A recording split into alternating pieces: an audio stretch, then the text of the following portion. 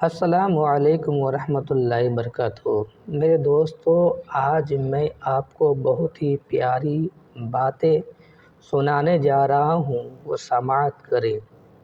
دیکھیں سرکار غوث اعظم بازار کیسے جاتے تھے، سنیں گے؟ سنیں گے؟ آپ آواز کم کر دیں، بہت دیر سے بول رہے ہیں۔ سنیں، آپ سنیں گے انشاءاللہ۔ بغداد شریف کی زمین ہے، بغداد کی مارکیٹ ہے۔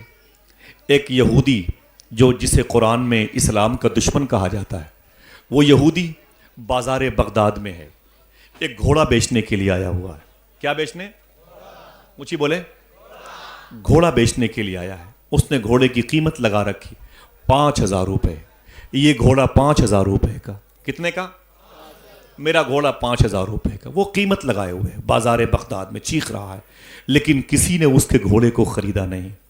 جیسے جیسے سورج ڈوبنے لگا، اس کی آنکھوں میں آنسو آ گئے، وہ رونے لگا۔ رونے کی وجہ کیا تھی؟ بات یہ تھی کہ 2-3 دن کے بعد اس کی بیٹی کی شادی تھی۔ 2-3 دن کے بعد اس کی بیٹی کی شادی، اسی وجہ سے گھوڑا بیچنے آیا تھا۔ اگر گھوڑا نہ بکتا تو بیٹی کی شادی کے پیسے کہاں سے آتے؟ یہی سوچ کے رونے لگا۔ جب رویا تو آنکھ سے آنسو نکلے، سورج ڈوبا، دل ڈوبا۔ بہت دیر ہو گئی۔ اب اس نے کیا کیا؟ سمجھ گیا کہ گھوڑا میرا 5,000 کا کوئی نہیں لے گا، اب اسے اونے پونے میں بیچ دو۔ اس نے اپنے گھوڑے کی قیمت کم کر دی، اعلان کر دیا اب یہ گھوڑا 2,000 کا۔ کتنے کا؟ اب یہ گھوڑا 2,000 کا، اب یہ گھوڑا 2,000 کا، پہلے 5,000۔ سورج ڈوبنے کے بعد وہ تنگ آ گیا، کسی نے پوچھا تک نہیں، اب اس کی قیمت کم کر دی۔ اب یہ گھوڑا 2,000 کا، اب یہ گھوڑا 2,000 کا، اب یہ گھوڑا 2,000 کا۔ معلوم ہے حضور غوث اعظم آ گئے۔ سبحان اللہ، سبحان اللہ، ذرا محبت سے کہہ دو سبحان اللہ۔ سبحان اللہ۔ بغداد کی بازار میں، بغداد کی منڈی میں غوث پاک آ گئے۔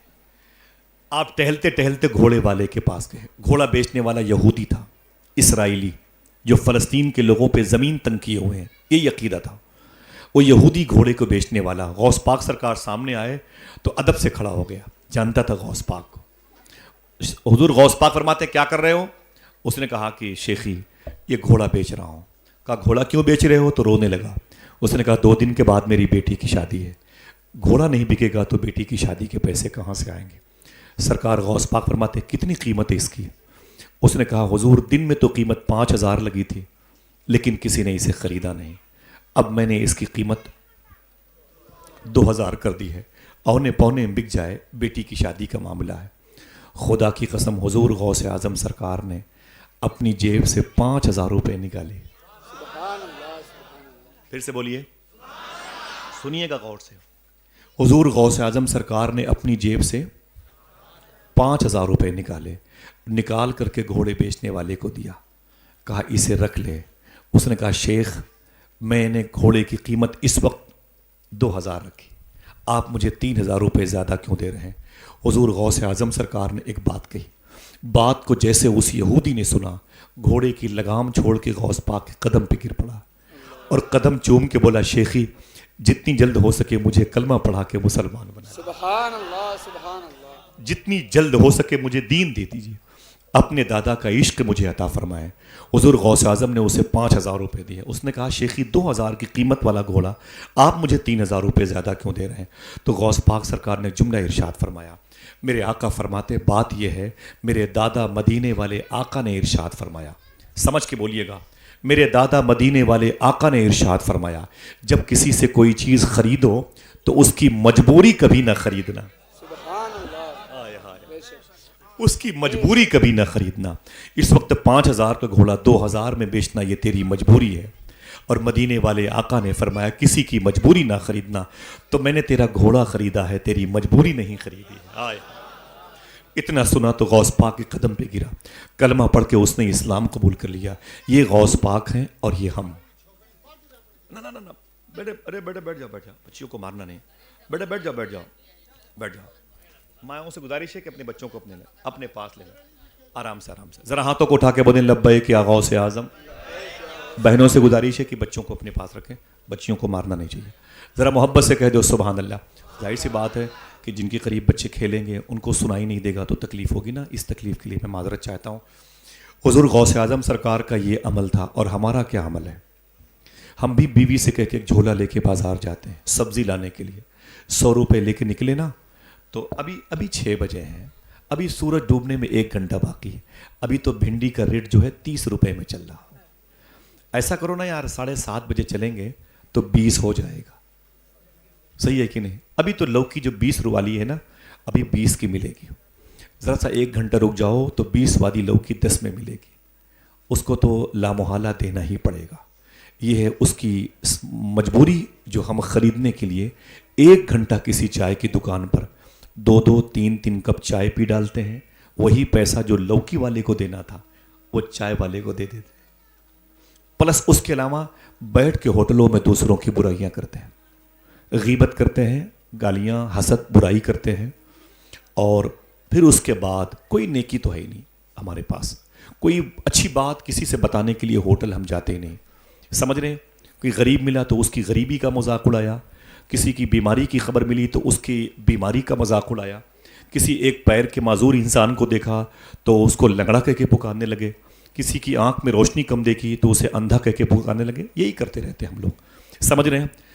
آج یہ ہمارا عالم ہے. خدا کی قسم صوفی سلطان میں فرماتے ہیں کہ جب تمہیں چائے پینے کی خواہش ہو تو کبھی بھی ایک چائے کے پیسے لے کے بازار مت جایا کرو, بلکہ ایک ایکسٹرا چائے کے پیسے لے کے جایا کرو. پوچھا گیا وہ کیوں؟ کہتے 1 کپ چائے کسی اور کو پلا کے پیو گے تو چائے کا ذائقہ زیادہ اچھا معلوم ہوگا. سبحان اللہ سبحان اللہ. بھلے یہ حضور غوث پاک کی سنت ہے, وہ کھلا کے کھاتے تھے. کہتے ہو سبحان اللہ. اگر آپ قادری ہو تو اس پر عمل کیا کرو. کبھی بھی کسی رکشے والے کو روک کر کے 1 بوتل 10 روپے کا پانی دے دیا کرو. وہ دعا نہیں کرے گا, لیکن جیسے جیسے پانی اس کے بدن میں جائے گا جسم کے ہر حصے سے دعا نکلتی رہے گی.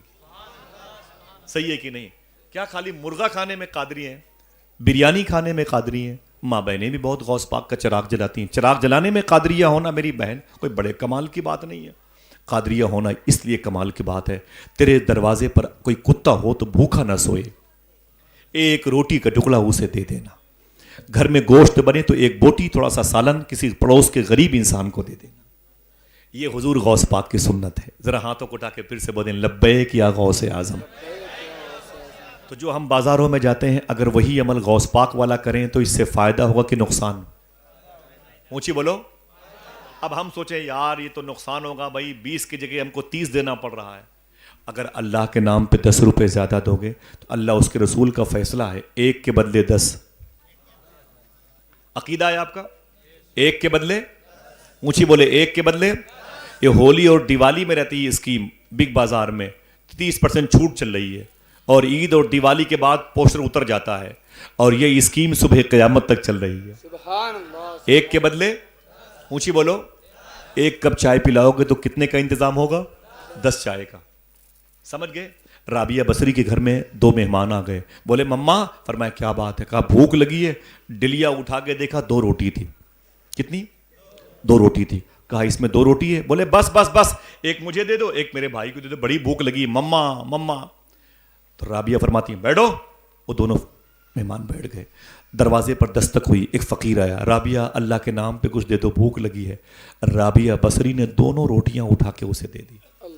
دونوں مہمان ناراض ہو گئے. عجیب بات ہے مما, میں نے مانگی مجھے نہ دی, اس فقیر کو دے دی. فرمایا بیٹھو. وہ دونوں مہمان بیٹھ گئے. اچانک دروازے پر دستک ہوئی. کہا کون؟ ایک لڑکی کی آواز ہے. رابعہ مما دروازہ کھولو. کہا کیا بات ہے؟ کہا میری ماں نے آپ کے لیے روٹیاں بھیجی. کہا کتنی ہیں؟ کہا 18. رابعہ فرماتی چپ چاپ لے کے نکل جاؤ, چلو چلو چلو چلو میرے گھر سے باہر چلو. بولے ارے میری ماں نے بھیجی. بولے چل چل اپنی ماں کو دے دے, مجھے نہیں چاہیے تیری 18 روٹیاں, چل نکل لے.